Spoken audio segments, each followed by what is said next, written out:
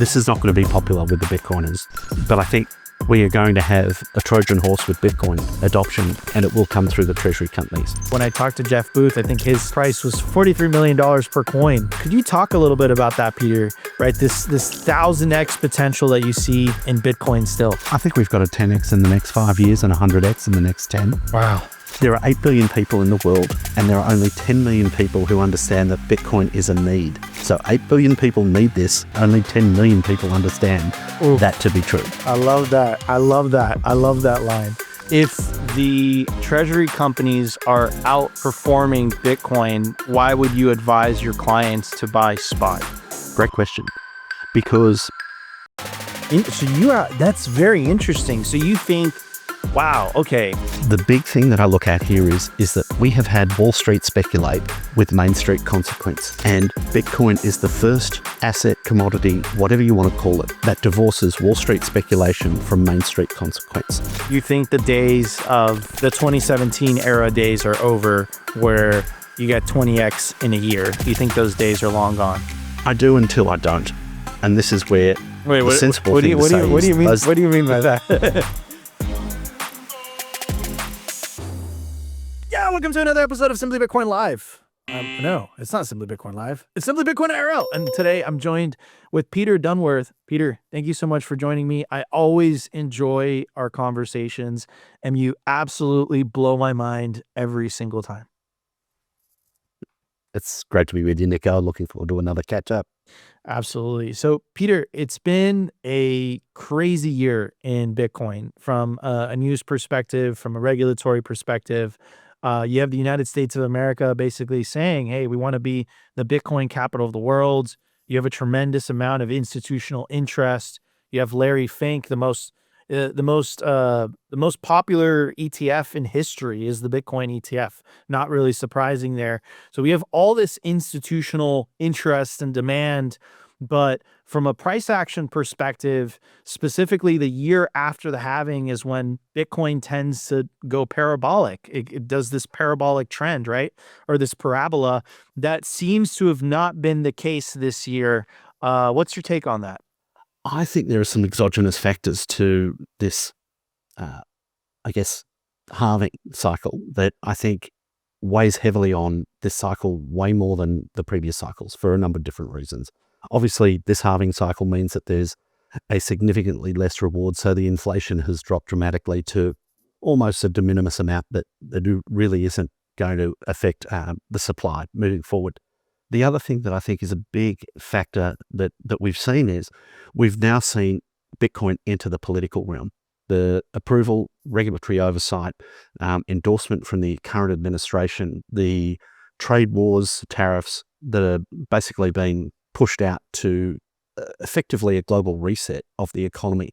This is affecting liquidity. It's all, I think, driven in large part with the current US administration's need to win the midterms and create an economic boom into that period, which is kind of delaying, I think, and pushing out this Bitcoin cycle. It's very different to any previous ones. And I think a lot of people are worried or concerned thinking that, we're not going to have the bull cycle that we've previously had. And I think that's true.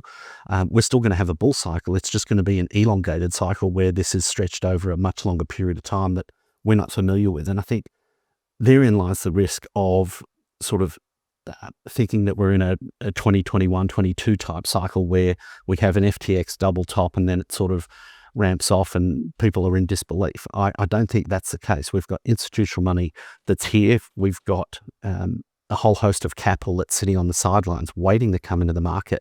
And I look at this and think how long it takes to educate each part of these markets. And I think these are sustained capital flows that can last for the next 5 or 10, 20 years. And we're literally only just seeing the start of it. And I think a problem most Bitcoiners have is that we forget how naive and how little we knew when we first got to the space. And sadly, everyone has to go through that learning phase in order to start allocating capital to it. And the institutional markets are no different. Yeah, absolutely. And you're not the first person I've heard this from, Peter, the idea of this elongated cycle, right? This idea that we're kind of in uncharted territory. You know, the Fed has interest rates high. There's what I'm perceiving, what I'm seeing is there's kind of like this civil war going on right now for control over the Federal Reserve, right? Trump is, for the first time, and I think it's like 111 years, um, basically firing a Federal Reserve governor for cause. He wants interest rates to go down. We know the Federal Reserve didn't act in a neutral fashion during the previous administration with Operation Choke Point 2.0. They were heavily involved. So I see this kind of tug and war kind of process between the administration and the Federal Reserve, and Trump trying to basically take control over it, to like basically force these interest rates to go lower. And you did mention the midterms coming up.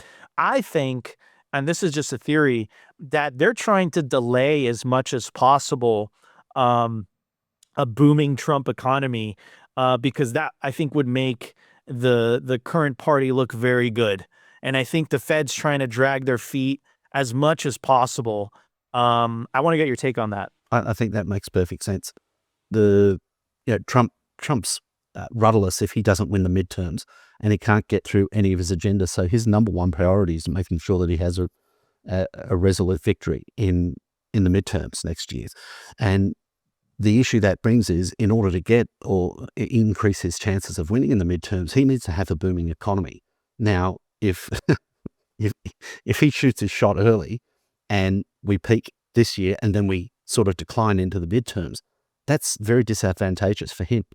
That doesn't bode well for him at all. And if he's going to rant through and push his agenda, I dare say that the majority of Bitcoiners would be very supportive of his agenda, because for the first time in Bitcoin's history, we have a supportive president of Bitcoin. But being calculating on this, he needs to delay that as long as possible, because he wants to be absolute peak economy coming into those midterms, so everyone's feeling happy and giddy and positive on the outlook, and they want another 3 years or 4 years of that. Yeah, it's very kind of interesting times that we're living in. Peter, one of the things that is a fan favorite when you come on the show, and it's a very unique outlook into how you look at Bitcoin. And I think this cycle specifically, I think a lot of people are, a little bit disappointed, but you explained your reasoning as to why, the best is yet to come. This is just a little bit delayed. In Bitcoin's history, Bitcoin has never kind of gone through this type of business cycle / market cycle. But one of the things that I absolutely love you talking about, because it's such a unique outlook, and the way that you describe it is fantastic, is one of the things that you've claimed when you come on the show is you still think there's 1,000x in Bitcoin, right? And when people hear that initially, they get shocked a little bit. They get kind of, get caught kind of flat-footed, so to speak.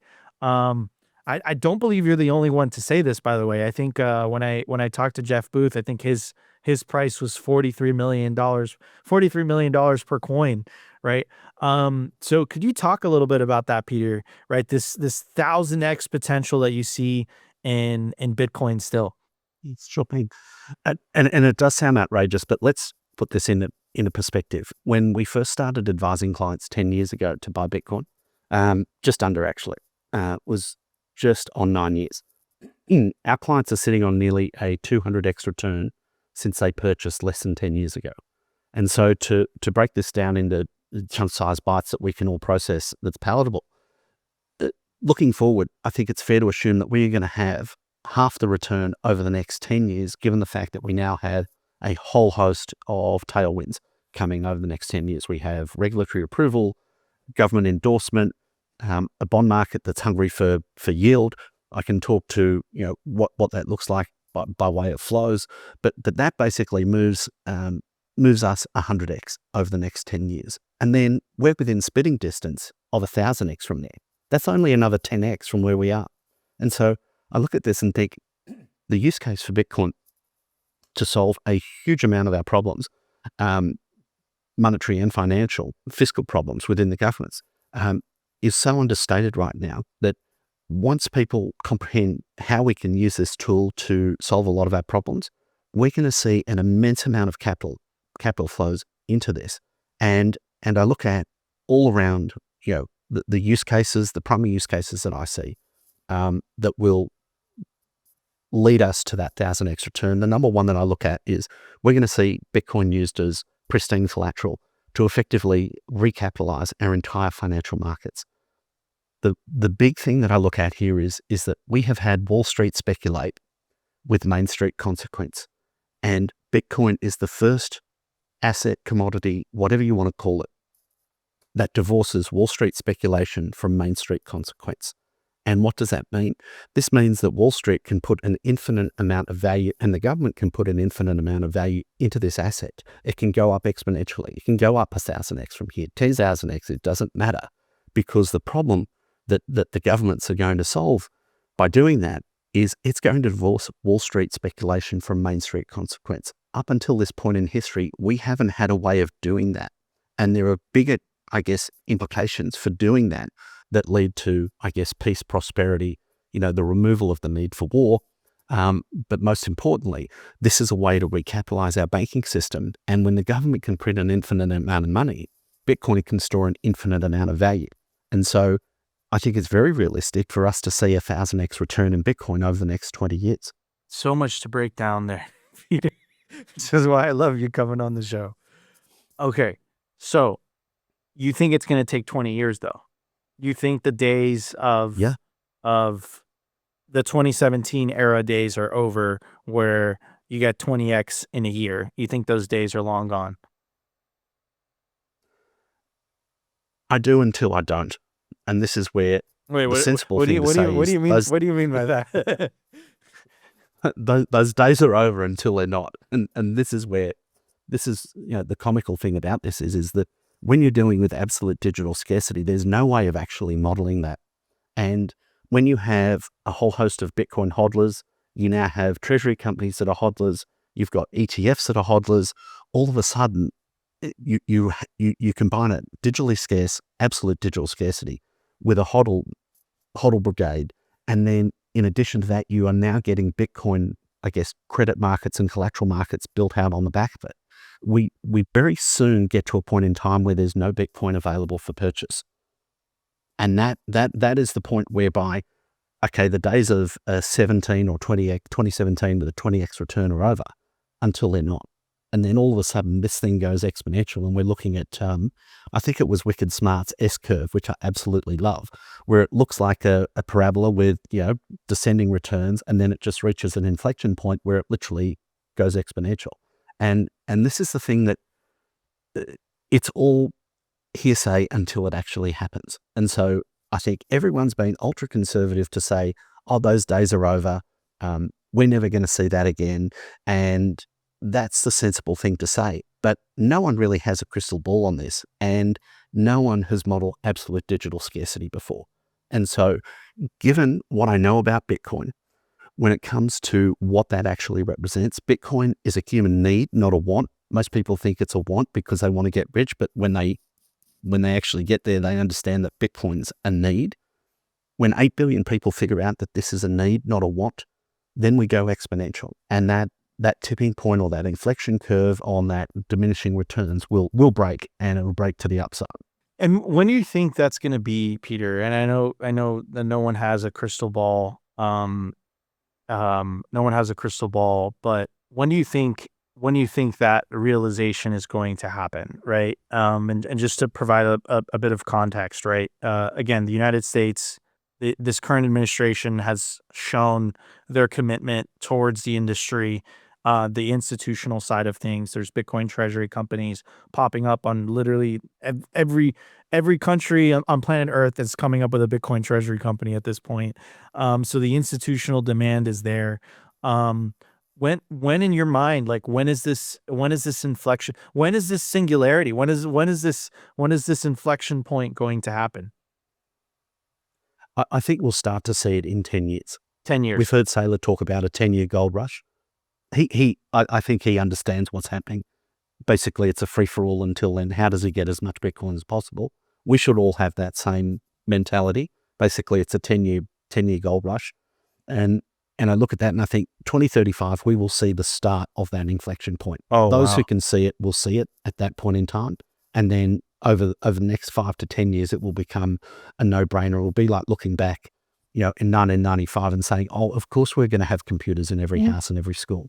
But, in 1980, that wasn't a sure thing or a given thing. That was laughed off by, when Bill Gates and Steve Jobs said it's going to be in every house, a computer in every house. Everyone laughed at them and thought they were crazy. But now everyone looks back on that and says, oh, of course that was going to happen. So I look at this and think, if you had a keen eye, you can see what's happening.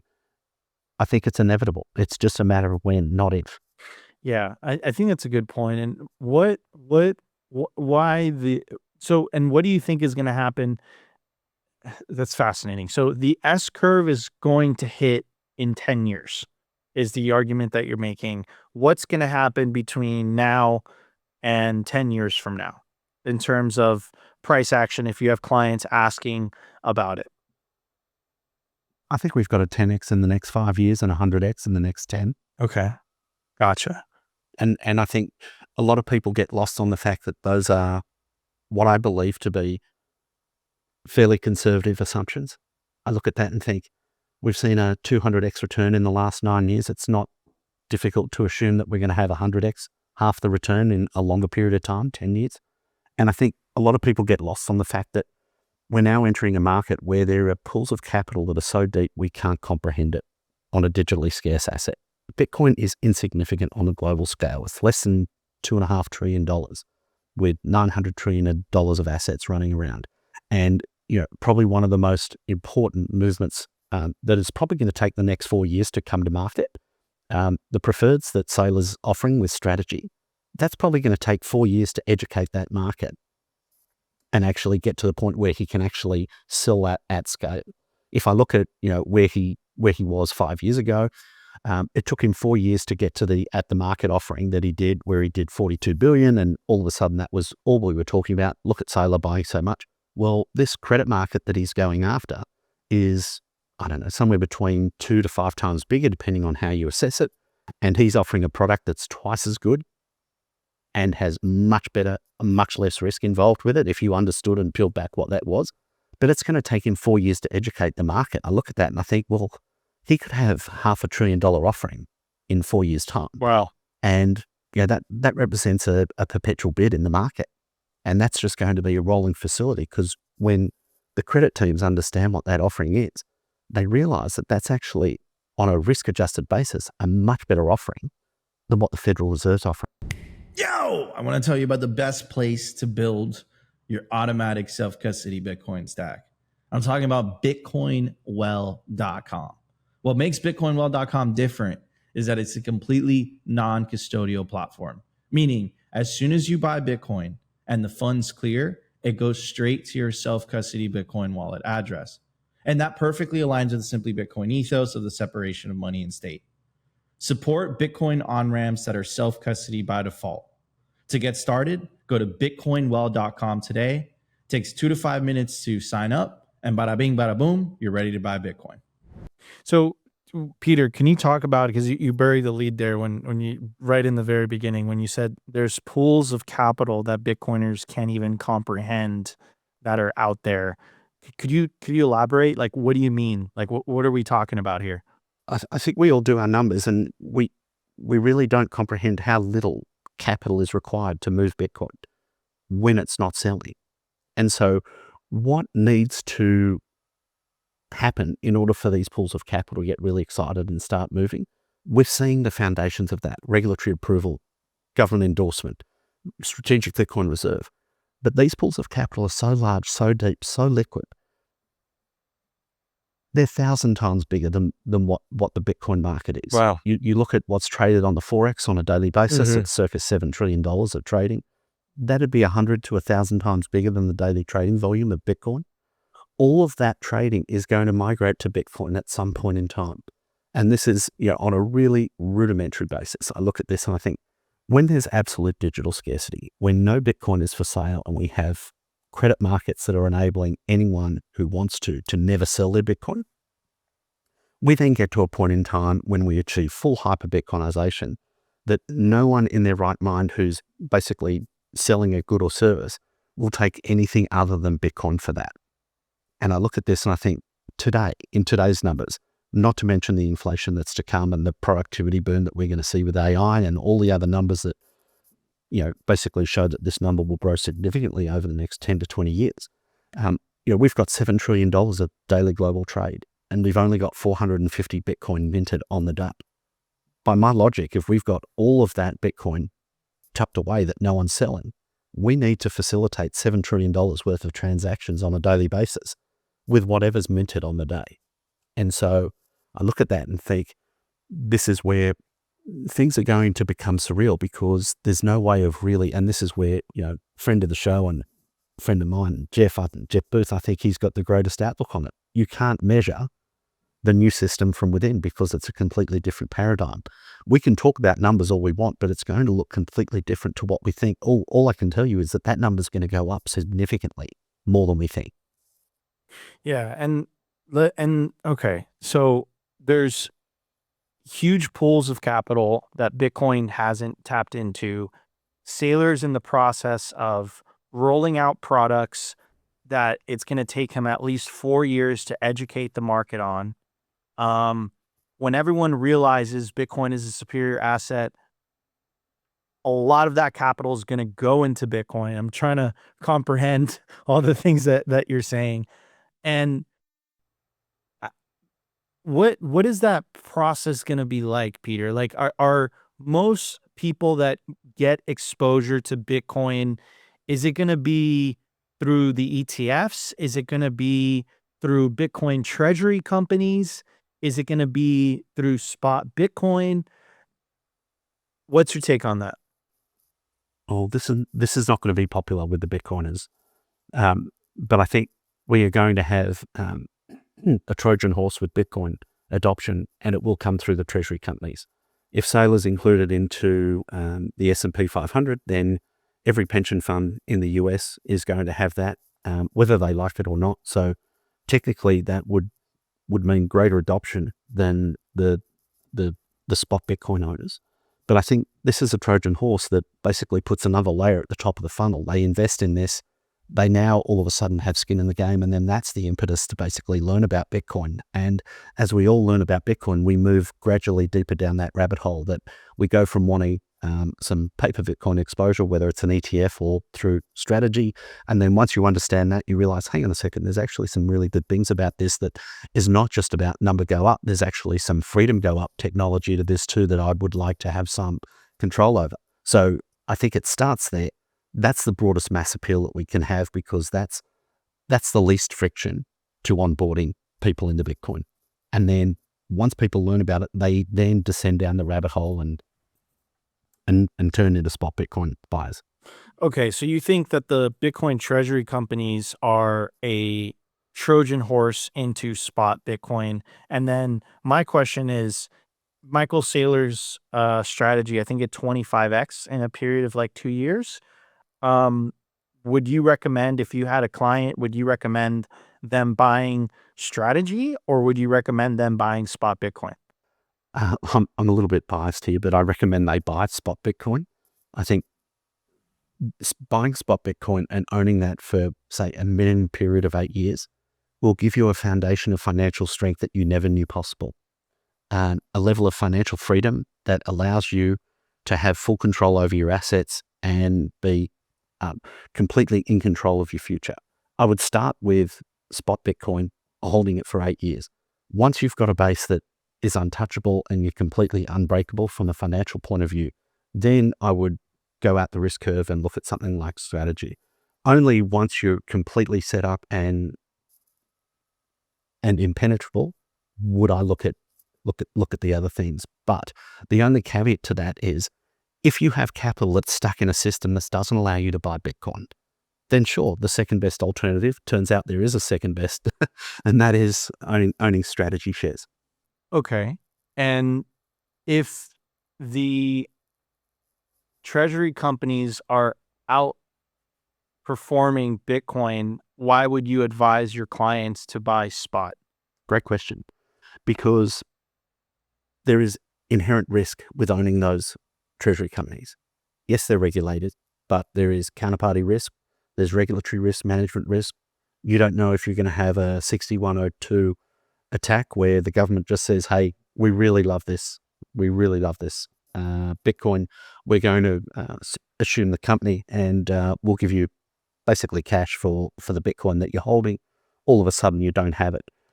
The problem I see is you want to be financially independent first. Once you get that foundation, once you get that base, then you can go out the risk curve with anything else. But until you get your financial house in order, pursuing anything else looks to me to be an outsized risk, because there is additional risk to purchasing these treasury companies as opposed to just owning Bitcoin. Gotcha. So it's more so about the with spot, you're not going to get rugged. And with the treasury companies, there is risk because there's government seizure risk, there's operational risk, there's company risks. So it's like focus on your spot stack. And then if you want to take on additional risk, that's where the treasury companies come into play. That's what you're saying. Yeah, absolutely. And I look at this and I think, yeah, get the simple things done properly. And then once you've secured that, then you can have a look at it. And I'll just sort of, look at and discuss very briefly, the risks that are inherent with the treasury companies. 2 months ago, 3 months ago, the treasury companies were flying. Oh my goodness, look at the outperformance relative to Bitcoin. Unless you really understand the mechanics of the treasury companies, and this is something I find intellectually fascinating from a financial perspective, because we've never seen this. And being a Bitcoiner, it gives us a great insight into how these treasury companies are trading and how they're going to outperform. But, I look at this, and if you bought a treasury company 2 months ago, what you've seen with the MNAV compression, which is basically market cap over net asset value, has seen a total crushing of your equity in that stock, somewhere between 25 to 75%. You've seen your capital just evaporated. And all that comes down to is because, you purchased at a really high MNAV and you've seen a 75% compression of that MNAV. Now, the flip side to that is that there's opportunity if the MNAV's low and it expands dramatically to outperform Bitcoin, but you just need to understand the risks on the markets you're entering. Yeah. And let's talk about the MNAV because this is something that Peter, as a Bitcoiner, has been, as a humble Bitcoiner who takes a stack sats, stays humble, stays solvent, puts that Bitcoin into self-custody. All of a sudden, 1 year on Bitcoin Twitter, you just kept hearing MNAV, right? And, of course, I have to cover the news every day, so I have to educate myself on what MNAV even meant. But now you're seeing this compression of it, and I'm sure you caught this, Peter, where Saylor kind of changed the terms a little bit, right? And the MicroStrategy MNAV compressed to 1.5. What does that mean? Oh, and then not to mention that there are some companies that their MNAV is actually below 1, meaning it doesn't even make sense, because the whole point of owning a treasury company is because you think you're going to outperform Bitcoin.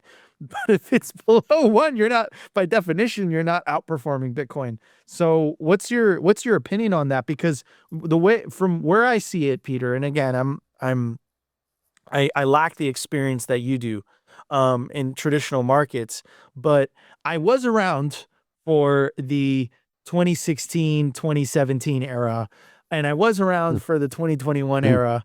And I do remember that every single cycle, there is the thing that outperforms Bitcoin, right? So the 2017, it was the ICOs. The 2021, it was the layer 1 altcoins. And the 2025, I said this at one of the conferences I said this, and they got boos in the crowd and whatever, but I'm sticking to it.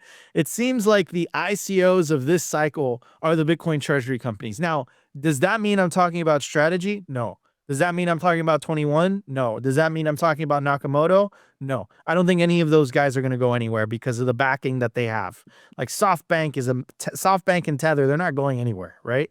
But the smaller ones, right? The ones that take more leverage, they cut more corners in order to even get close to the big guys. I think that we have a downturn of 40 to 50%, and you might see a domino effect of a lot of these companies start to unravel. So like I said, I don't have experience in the financial markets, but I've been in Bitcoin for almost a decade now, and I've seen this story before. It looks very, very familiar. Peter. looks like a duck, walks like a duck, it's probably a duck. Exactly. Yeah. It feels a lot like that. And the only hesitation I have and nuance I'd like to add to that is that we have a buyer of last resort in the very strong treasury companies. So I think when you see huge appreciation in values, when you see outstanding performance in stocks, you're going to get the copycat effect, and you're going to see a whole lot of people enter the market without the relative experience or training or guidance or ethics and values that led to the success of their predecessors. So I think it's inevitable that we're going to have a whole host of these companies fall on their face. But why I think this is a little bit different to the previous cycles where it's been, say, Bitcoin miners, ICOs, DeFi, meme stocks, whatever you want. Twofold on this. Firstly, the underlying asset that they're purchasing is Bitcoin. And secondly, there's a perpetual bid from the strong companies in the space that if those poorer managed company ever fall below a 1 MNAV, there's a buyer of last resort. Think about this. Saylor can pick up these companies for a huge discount on what he'd have to pay on spot market Bitcoin if they ever get into trouble. So I look at this and I think as stupid as people will be in chasing these returns elsewhere, there will be a perpetual bid on it, so they won't get too hurt because the underlying asset that they're buying is Bitcoin. So I think it's very different to the previous cycles that we've seen.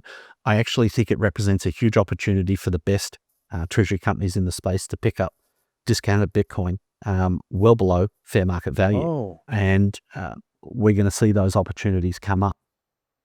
So that's very interesting. So you think, wow, okay. So you think that but even the smaller ones, even the smaller Bitcoin treasury companies, you think that if they go below a 1 MNAV, you think that's a good opportunity? I think it's absolutely a huge opportunity, depending on how quickly that they're accumulating Bitcoin and whether or not they can keep it. Obviously, want them to be operating in an ethical manner. One thing that I think's really been blown out of proportion in this space is the fear that Bitcoiners have had paying for a really high MNAV.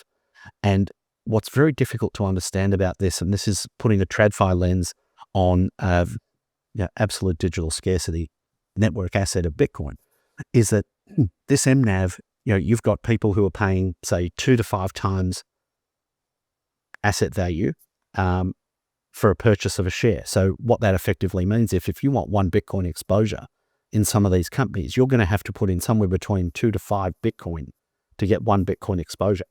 Now, if the market stays still and they never accumulate another Bitcoin, that is the worst deal in history. You've effectively lost somewhere between 30 to 80% of your Bitcoin by doing that one trade. What I think gets lost in this is the best companies in this space are accreting Bitcoin per share so quickly that MNAV that you paid gets eroded very quickly. And so the thing I look at in assessing the viability of this moving forwards is,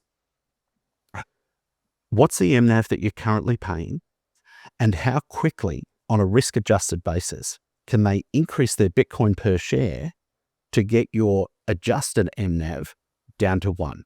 So if you pay 2 times MNAV, how quickly are they doubling the Bitcoin per share to get your adjusted MNAV down to 1? Because once it gets to 1, any Bitcoin they add per share is now accretive to you as a Bitcoin. Let me give you an example. If you've got 10 Bitcoin and you buy 10 Bitcoins worth of Metaplanet stock today and you're paying a 2 times MNAV, you've effectively halved your Bitcoin. Mm-hmm. Now that's a huge disadvantage. Why would anyone do that? Well, let's see what they can do with that Bitcoin per share over the next, call it 2 years. They're expecting to increase their total Bitcoin treasuries by 10x in the next 2 years. And they're only going to have to dilute that by 40 to 50%. So you're getting a 5x return in Bitcoin per share, and it's costing you 2 times per share. So effectively, by my maths, simple, in my head, I'm looking at that and thinking, well, if you're willing to take that risk and you've got money or Bitcoin you're willing to burn and lose forever, if you take that risk, there's an opportunity that you can 2x the investment that you made in Bitcoin terms. And this is where all of the investments that I look at now have a hurdle rate of Bitcoin. So you need to outperform Bitcoin in order to justify any investment. Of course. Wow. But therein lies the potential opportunity of the Bitcoin treasury companies. But having said that, a lot of people are going to get burned on this. And this is why I just say the greatest message in Bitcoin is just stay humble, stack sats, go buy Bitcoin, self-custody, and let the future take care of itself. Absolutely. I think that's the core message. And I say it every single day. Just take Bitcoin to self-custody. Even with just spot Bitcoin, right? You're laying out 100x in 10 years, 10x in 5 years, which, by the way, I completely agree with those predictions. I mean, what other asset in the effing planet is going to give you that type of opportunity? That 100x is life-changing for most people. And I think just, it's people just haven't experienced this, so they don't understand. Like, it's incomprehensible, right? But yeah, I agree, especially with, again, the regulatory clarity that's happened, the amount of institutional interest. And you said something very interesting in the beginning of the podcast, Peter, which is, this is the first time all the stars and planets are aligning for something that is absolutely scarce. That has never happened in world history. Gold is scarce, but it does have an inflation rate. The production of gold increases if the price of gold goes up. The production of Bitcoin does not increase if the price of Bitcoin goes up. Actually, it gets cut in half every 4 years, no matter what. So yes, I completely agree with you. That shock, I think, is going to hit the world by storm. Need liquidity without having to sell your Bitcoin? For more than 6 years now, Ledn has been the trusted choice for Bitcoin-backed lending, with transparency, security, and trust at their core. I absolutely love these guys, and I personally not only have an account with them, but also a loan. And some of the key features that I love about Ledn is the fact that there are no monthly payments. You pay at the end of the term. You also have the ability to roll over the loan as well, and you can pay it back whenever you want. Essentially, what they do is that they help their clients unlock the liquidity of their BTC, allowing you to hodl while still accessing the wealth of your Bitcoin. They've been battle tested with their focus on transparency, security, and trust, allowing them to build a proven track record of client success and security, helping tens of thousands of clients harness the value of their digital assets with confidence and peace of mind. Learn more about what your BTC can do for you today. Simply Bitcoin viewers get 0.25% off their first loan by using the link in the video/podcast description. What are you waiting for? Head over to ledn.io today. Now, I want to go back to something that you were talking about earlier, which is this, Michael Saylor's talking about this 10-year rush to acquire as much Bitcoin as possible, and then the S-curve happens. So what happens in 10 years? Like, is that when we see the madness happen, the scramble, when everyone starts to realize, oh my God, like, I actually do need this Bitcoin in order to function? Is that when you start to see the likes of Microsoft, Google, Meta say, hey guys, we're just not competitive unless we put a portion of our cash or our cash equivalents into Bitcoin, or perhaps even start acquiring Bitcoin to remain competitive? I think we're going to see all that and more. If you look at what's happening in those markets, I think it's inevitable that every company will start stacking Bitcoin. I think we're going to see Bitcoin-backed bonds, which is going to recapitalize the entire financial world. Then I also think we're going to have payments in Bitcoin spread to the commodities market, the oil and gas market. You look at, there's 100 million barrels of oil a day that get traded. You've got the imposition of tariffs across a whole host of countries that are rich oil producers. Russia produces 10% of the global oil, and they're on a whole list of tariffs enforced by the US. If they want to take payment for their oil globally, there's only one system on earth that the US can't control, and that's Bitcoin. And I look at that and think, there's somewhere between $500 to $1 billion per day of global demand in just that one use case.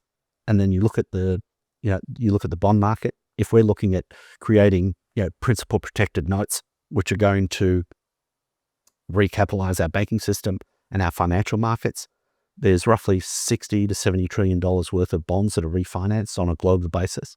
If you paired that with, say, a 20% weighting to Bitcoin, that would be a bid of roughly $14 trillion a year on Bitcoin.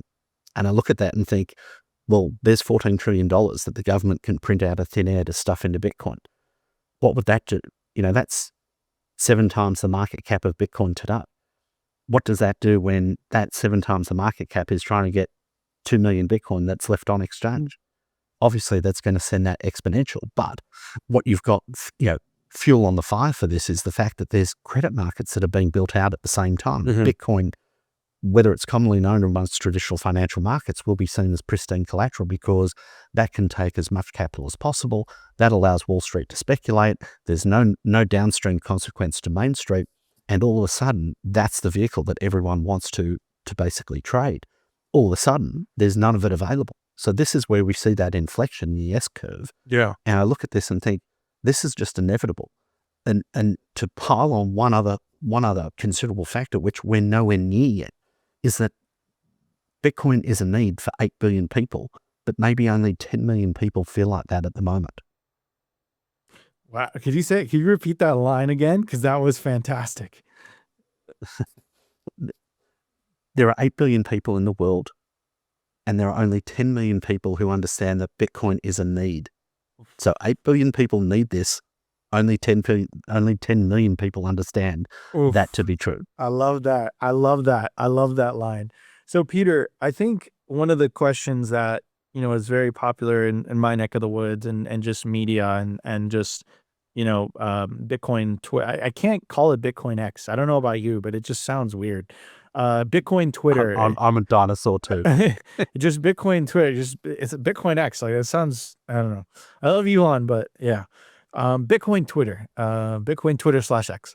One of the main things, and Peter, I'm sure you've seen this, right? Which is this whole concept of like, wow, like this is fantastic. There's so much potential in this asset. The best is yet to come.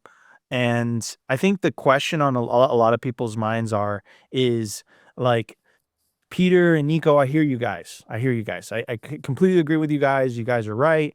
But like, man, I don't have $111,000 of disposable income. Like, how can I even get to one? Like, how can I get to one Bitcoin? So my question to you is, for the average family, and of course, this is very dependent on where you live and what your lifestyle is, and et cetera, et cetera. Like, for the average family, let's say, for the average family in, pick a continent, Peter. Pick a place. I'll leave it up to you. Why don't we pick Europe? There we go. Why don't we pick Europe? An average family in Europe, right? How much Bitcoin do they need? And like, if they started stacking today, right? They didn't see it in they didn't see it back in the day. They ran into Bitcoin today in 2025. How much Bitcoin could they even get to a point where it would start benefiting their lives? Any amount of Bitcoin will benefit their lives. And so I think it's all relative. It's about taking a risk on an asset that we believe to be the best asset ever invented, that is going to have life-changing benefits, both financially and non-financial benefits. So I would say start with whatever you can. If one thing we look at as the Bitcoin advisor is, what are the pools of capital that clients can allocate to this? Now, in most continents on Earth, we have a working pension system. So in all the Western democracies, there's a pension system. You can potentially buy and hold direct Bitcoin or spot Bitcoin. If you can't do that, there's typically a Bitcoin proxy that you can look at, whether it's a Bitcoin ETF or alternatively a Bitcoin Treasury company.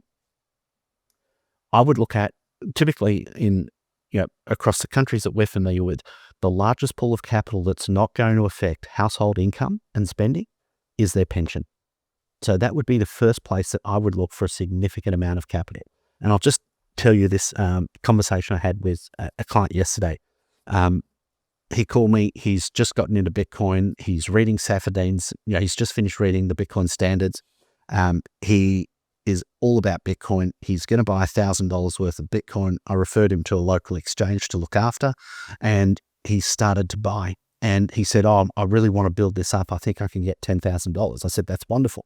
Do you have?" I'm in New Zealand at the moment. I said, "Do you have a Kiwi Saver, which is the local pension system?"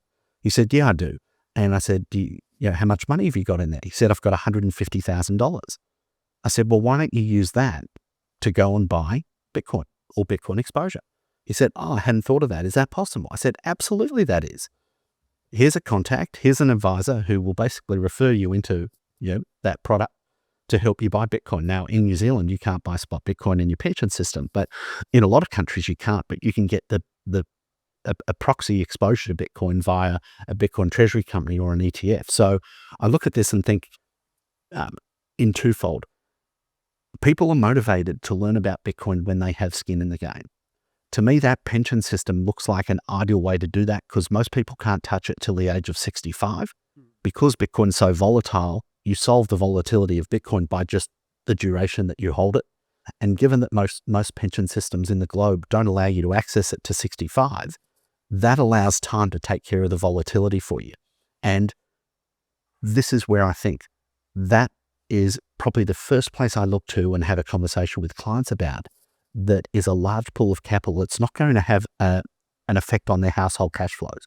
And that's really critical, because people don't want to take a risk with their household cash flows, because let's face it, times are pretty tough right now. I know there's a lot of positivity in the world and the rest of it, but there's a whole host of families that are struggling. And that mentality of needing Bitcoin, not wanting it, I can tell you that most of our clients come to Bitcoin with a need, not a want. And this is where, if you need it, you don't really have spare capital or cash lying around to risk it. And a lot of people, when they first get to Bitcoin, think it's a risk. So I look at the pension system as a way to get exposure to Bitcoin, to get them eased into it, get them educated in it. Because once they invest in it, they're going to start spending a lot of time on it and understand it. And once they understand it, then they're going to transport that knowledge into the traditional, into their household finances from the pension system. So I look at that as really a great way for someone to learn and educate themselves on it in a manner that is a relatively safe way to do it. I want to give a shout out to our partner, sat123.com. Sovereignty isn't just about your money. It's about your communications too. When the grid goes down, most people go dark. Cell towers fail in hurricanes, cyber attacks, and blackouts. But satellite phones, they don't rely on local infrastructure. Iridium has 77 satellites in orbit, giving you a direct line anywhere in the US, even offshore. If you hold your own Bitcoin keys, you should hold your own comms too. Sat123.com also has everything you need to start building your Bitcoin citadel. Starlink, battery backups, Faraday bags to protect your hardware wallets, and much, much more. It's a one-stop shop for anyone serious about resilience and off-grid independence. Stay connected, stay independent, stay sovereign. Go to sat123.com/simply today and use promo code SIMPLY to get 15% off anything on the store. Yeah. So Peter, and let's talk about that, right? You said in a way that's relatively safe. And I think me and you both really emphasize the idea of spot Bitcoin in self-custody. And I think me and you both have come to a very similar realization. Me, I don't do this for a living. I focus more so on media and content creation, but you do this with Bitcoin Advisor, and I want to talk about that. Is what I've learned over the last decade, or almost a decade in Bitcoin, is I am still the Uncle Jim for my entire family and extended family. I've tried to teach them everything they need to know about self-custody and every wallet and et cetera, but no matter what, I still get a phone call every 2 weeks freaking out about the seed or whatever. And what ends up happening is I just end up, basically just being the Uncle Jim, being tech support for, everyone that, my close family that that needs help with Bitcoin, right?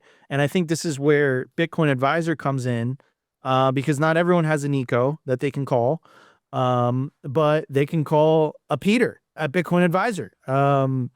And this is what you guys do. You guys help people protect their Bitcoin in their own self-custody.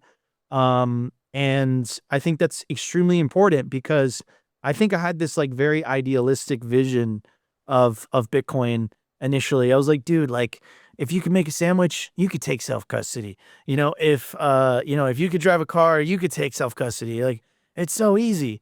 But what I've come to realize is that human beings are creatures of comfort.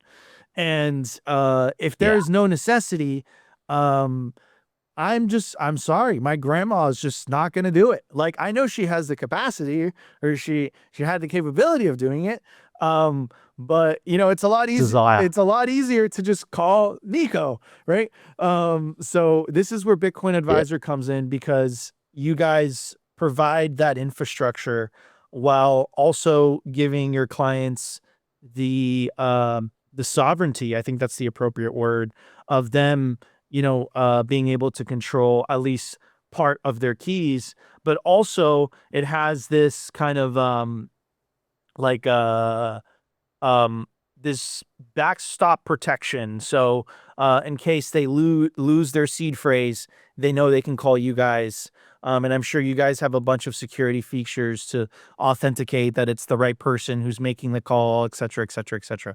So could you talk a little bit about the importance of self-custody, the importance of custody, of custodying your coins, and what you guys offer at the Bitcoin Advisor?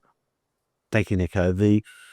I think every Bitcoiner is on the same page, that we want everyone in the world to self-custody their Bitcoin and be self-sovereign. And unfortunately, not everyone has the desire to do that, but we all understand that that's the best place for someone to be when it comes to self-custodying Bitcoin, provided that there is risk mitigation around that person losing it. And this is where, in my work on this over the last 10 years, we've had a whole host of clients who are baby boomers, who are potentially not really that tech savvy, or alternatively at an age where mental capacity to actually self-custody Bitcoin is a genuine concern. And we built a system around collaborative security that ensures clients can self-custody their Bitcoin, but most importantly, they're not going to have a single point of failure where they wake up one day and they've lost their Bitcoin. And to me, all the hard work you do and I do in talking about people getting into Bitcoin, stacks that stay humble, all of that's for naught if you don't secure your Bitcoin properly. If you leave it on an exchange that blows up like FTX, you've lost your Bitcoin. If you don't self-custody your Bitcoin properly, and you lose it, then it's all for naught. And this is where the hard work we put in upfront to educate clients on why this is important is supported with a collaborative security model that gives every client that we work with the peace of mind to know that however much capital they want to allocate to Bitcoin, they can be assured that there's nothing that can go wrong with it.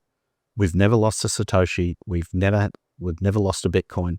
And that to me is probably the most important thing that we can deliver, is that peace of mind to a new Bitcoiner who wants to allocate in large amounts, but is scared to do it, doing all the self-custody themselves. We have a process and a system that has not been compromised once, that allows you to put a whole chunk of capital to work without any fear of loss. And to me, that's probably the most important thing we deliver, is peace of mind to know that if something happens to you, you're going to be able to recover your Bitcoin. And sad to say, but proud at the same time, we've had a number of clients pass away. And I'm going through one of those at the moment. And it was a very dear friend and client who I love. But we're just working through with their family at the moment to move that to the beneficiaries. And even though he's gone and he's self-custodying his Bitcoin, the family will all benefit from him and his holding in Bitcoin. And I think and I'm sorry to hear that, Peter. And I think that's incredibly important, because, that's one of the things that, there's trade-offs with self-custody, right? It's not this, it's, you go from being non-sovereign to sovereign, but by being sovereign, I'm going to be, I'm a dad now, so I can make bad dad jokes. That Spider-Man quote, right? With great power comes great responsibility, right? Um, but also, if and again, this is unexpected, right? And no one knows what's going to happen tomorrow. Um, you pass away and you're the only one that has access to that Bitcoin. Um, you know, it's basically gone forever, right? Your family's not going to be able to access that. And I think that's where you guys provide a tremendous service where you provide that security and that peace of mind. Now, Peter, a question to you is, how do you, and of course, like, I don't want you to reveal the secret internals or anything like that, but how do you verify that, how can people be ensured that Bitcoin isn't going to move without their express permission, or if something were to happen to them? Great question. There's a number of different measures that we put in place. We leverage off our technology providers to start with. So there's username, password, two-factor authentication, video verification to confirm that that's all good. There's a second layer of protection for clients that we've got a spending protocol. And then in order to sign a transaction in the event that a client's passed away, there are a number of legal documents that we require. And I'll just go through those quickly. You need a notarized death certificate. You need a notarized last will and testament, a notarized ID of the executor of that estate, so the person managing it, and then a notarized ID of the beneficiaries who are set to claim that Bitcoin. Once all of that's been through legal process on our end, we've confirmed that the client is no longer with us, then we're in a position to co-sign a transaction and move that across. And part of the process that we go through that the clients agree to is the probate process on death can be very time consuming, and it can take extended periods of time depending on where you are in the world. Typically, that's a process of somewhere between 1 to 3 years that you've got to administer a estate and distribute to the beneficiaries. So written into our contracts to ensure that there's no fraud on the basis of speed, having to get this done quickly. There is an agreement with clients that in the event of death, there's up to a 2-year period that we've got to ensure that everything is in place, that we've confirmed all the details, and then we have the ability to co-sign that over a 2-year period. Obviously, that can be a lot quicker if we do the work and confirm the death quicker, but in the event that that's not the case and we're having trouble doing it, we can extend that period of time, because the last thing we want is a client going on a trek through the Amazon for 6 months and then coming back and his family's basically asked us to co-sign a transaction that distributes that to the beneficiaries. So we've got up to a 2-year period to do that. Not that we've had to do that. We've got great relationships with our clients and their family members as well. So we've had an impeccable record to date with all of that. And Peter, and final question, which is, so I'm assuming it's a 2 of 3, and Yep. my pretty, I guess, simple question, which is, how can people trust the Bitcoin advisor to not spend that Bitcoin without authorization? So I'm assuming the client owns or holds one set of keys, Bitcoin advisor holds another set of keys, and then a third party holds another set of keys. So how does a client that, again, it's not necessarily totally comfortable with, complete self-custody, single 1-sig, self-custody on a cold card or Jade or, BitKey. But, they want the benefits of custody. They want to be able to see their Bitcoin. But simultaneously they want that assurance that, hey, what if Peter, teams up with that third party and they just rug pull me? It's a great question. And this is where I can tell you behind the scenes, I'm pushing really hard on some of the updates to the multi-sig that I think will alleviate any of those concerns. And let me just talk to that briefly before answering your point. But the development with Taproot and Miniscript, I think, represents a huge change in creating programmable multi-sigs. And this is one thing that I'm pushing for, because in light of all the bullshit that we've been through over the last 5 years with our institutions and the degradation of trust across all of them, the point you're making, I think, is perfectly valid. And I would echo that point in that unless it's cryptographically verifiable, I don't trust you. So what happens in this point when we get to that? Well, the programmable multi-sig is something that I'm advocating for, because that will remove any concern that you've got about trusting any of the third parties, because in a programmable multi-sig, you can program that multi-sig to have the client as the master key. And unless that client signs a transaction, the co-signers cannot sign a transaction. So I look at that and think that's going to be cryptographic proof that there is no malfeasance possible. And so that to me is where we're going to get to. That's in the works. It's out there at the moment, but it just takes time to filter through to retail. I can assure you that's what I want to see come in, because that's how my Bitcoin's secured. But in the meantime, until that actually gets filtered through to the retail offerings, I can tell you that we can't co-sign a transaction unless it's authorized by the client on their platform. So we've got no recourse to do that. So up until such time as we do, I can tell you it's impossible, and you can take that at face value or not, but I can assure you that I'm working really hard on integrating this programmable multi-sig to clients so that you don't have to trust me, and I don't want you to trust me. I want to make it cryptographically verifiable that there's no collusion can take place. Yeah, and I want to talk more about that, right? Because now you have the time locks, right? Which I think is going to work so amazing, right? Where specific keys aren't going to be able to sign anything unless a specific amount of time has passed, right? So there's so many different types of ways that you can use, the new scripts with Taproot for your benefit, and it's extremely exciting. And I agree with you, and it's so interesting to see many kind of open source developers tackling that, and using these new properties of Bitcoin to their benefit. So yeah, I'm extremely excited about that, and I think it solves a tremendous amount of problems without, again, giving up, because there's no trust required in that situation, right?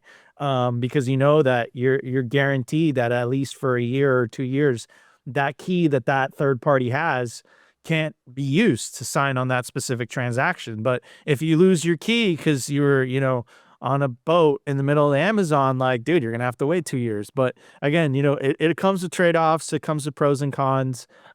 Peter, thank you so much for joining me today. Guys, go to thebitcoinadvisor.com if you want to find out more about the Bitcoin Advisor, collaborative security for Bitcoin.